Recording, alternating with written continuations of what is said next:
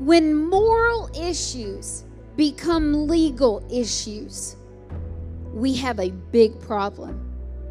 And I want you to see the sneakiness of this.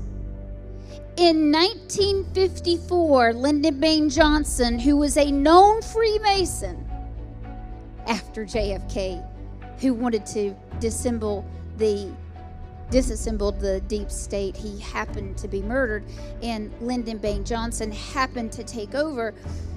He gave the church this special exemption. The church didn't know that they were free already. They were free. They didn't need any kind of special exemption. But what that special exemption did is bring them underneath the cloak of the corporation, bring them underneath the cloak of the Moloch Baal 501c3 enslavement.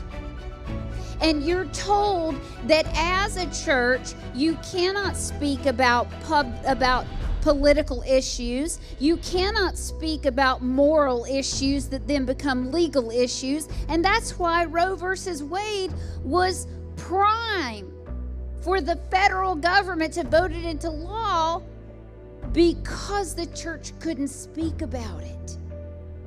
And if the church spoke about it, then they were in danger of losing their big buildings and their this and their that.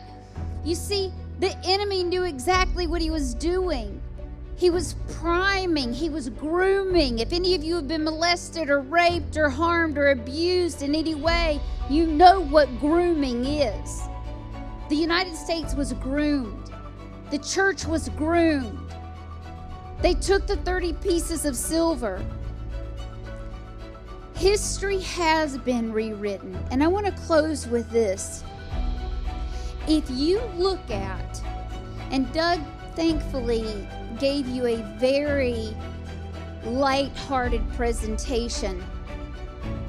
If you look at a communist checklist, and I'm serious, go home today and fact check me.